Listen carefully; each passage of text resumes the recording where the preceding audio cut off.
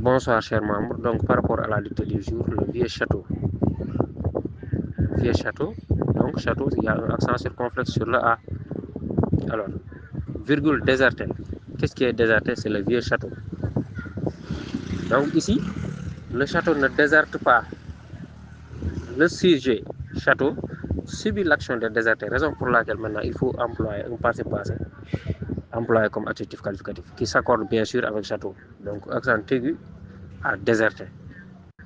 Alors, depuis des siècles, alors semblait, qu'est-ce qui semblait? C'est toujours le vieux bateau, le vieux château. Donc semblait a été comment? Endormi. Participe passé employé comme adjectif s'accorde avec château toujours. Ici, endormi est précédé d'un verbe d'état sembler. C'est comme le verbe être. C'est comme ici on disait était endormi. Voilà, parce que sembler est un verbe d'état. Alors, sous la neige épaisse. Épaisse, c'est AI.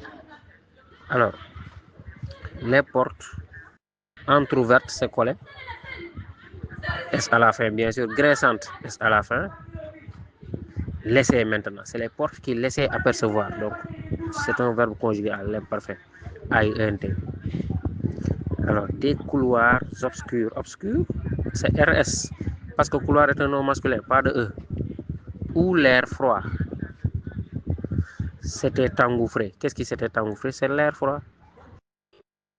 Donc, accent aigu à engouffré. Alors, les pierres usées par le temps. Qu'est-ce qui est usé par le temps? C'est les pierres. Ici, on est à la voix passive. Donc, participe passé, n'hésitez pas.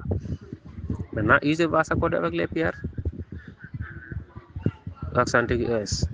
Alors, avait conservé. Qu'est-ce qui avait conservé? Maintenant, c'est les pierres. C'est les pierres qui font l'action de conserver. Donc, conserver ici, accent aigu tout simplement. Il n'y a pas de COD placé avant. Alors, les empreintes effacées. Les empreintes qui sont effacées. Accent aigu ES. Des pas lointains. Point. Sous les arches effondrées. Donc, des arches qui sont effondrées. Accent aigu ESA. Effondrées. Parce que arche est un nom féminin. Tout simplement. Des herbes qui sont folles. Folles, c'est deux herbes. Alors, balayer. Ces herbes-là sont balayées. Accent aigu ES. Par. Vous voyez, on est à la voix passive. Donc, participe passé. Alors, frémissez. Ces herbes-là frémissaient. AINT. Une lumière pâle. Pâle, accent circonflexe sur le A. Filtrée. Une lumière qui est filtrée. Accent aigu E. À travers les vitraux. Un vitrail, des vitraux. Donc, brisé, accent aigu S s'accorde avec vitraux masculin, pluriel. Alors, dessiner. Qu'est-ce qui est dessiné? Il faut remonter un peu dans la phrase. Des herbes folles balayées par le vent frémissaient silencieusement. Alors, une lumière pâle. Vous voyez, les virgules ont leur sens ici. C'est la lumière pâle qui est dessinée. Donc, il faut regarder, il faut toujours relire la phrase pour voir le sens de chaque verbe, de chaque sujet.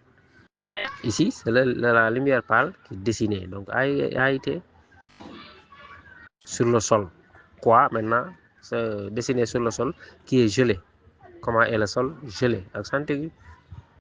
Des formes étranges et mouvantes. Alors, le gardien surpris. Qui est surpris? C'est le gardien. Surpris, au masculin singulier, ça se termine par S. C'est pas T. Pourtant, dans le document dicté au crème que je vous ai vendu, il y a la terminaison, la plupart des verbes du troisième groupe là-bas. Il y a des verbes qui, au singulier, se terminent par S. C'est comme le verbe prendre et ses dérivés. Prendre, surprendre, reprendre. Là, au singulier, c'est S. Au pluriel, c'est S. Il y a des verbes du troisième groupe aussi qui prennent T à la fin. Au singulier, T. Maintenant, au féminin, on ajoute un E. Voilà. Il y en a qui se terminent tout simplement par U, il y en a qui se terminent par I. Voilà. Il faut revoir ça. Alors, surpris par la tempête, avait dû. Dû, ce dû-là, c'est le verbe devoir. Je crois que je vous l'avais donné dans le TSQ. Et maintenant, pour faire la différence avec du, DU, tout simplement, on met accent circonflexe sur le U. Si on ne le met pas, c'est une faute entière. Ici, c'est un verbe. C'est différent de du, article contracté. Alors, se réfugier, donc se réfugier, bien sûr, ER, puisqu'il est déjà précédé par un verbe conjugué, le verbe devoir. Dans une ancienne cellule, aux murs qui sont écroulés. Accent aigu S à écroulé. Là, avec A accent grave sur le A, il s'était abrité. C'est qui? C'est le gardien. C'est le gardien qui s'est abrité. Donc, accent aigu, il est transi. Vous voyez, je vous parlais tantôt des verbes du troisième groupe dont le participe passé se termine par I au singulier. Ce verbe-là en fait partie. Donc, transi I. De froid. En attendant que le jour reparaisse. Ici, donc, on est au subjonctif. Voilà. À l'aube, seuls quelques oiseaux. Ce seul-là s'accorde avec quelques oiseaux, donc seul S qui sont effarouchés. Donc, effarouchés, accent aigu S bien sûr. C'était aventuré, même chose, verbe pronominal s'accorde avec oiseau. Alors, accent aigu S dans les allées, une allée, accent aigu E, des allées, accent aigu ES. Déserte. Où raisonner? Qu'est-ce qui résonnait? Il faut toujours se poser ces questions-là. Qu'est-ce qui résonnait?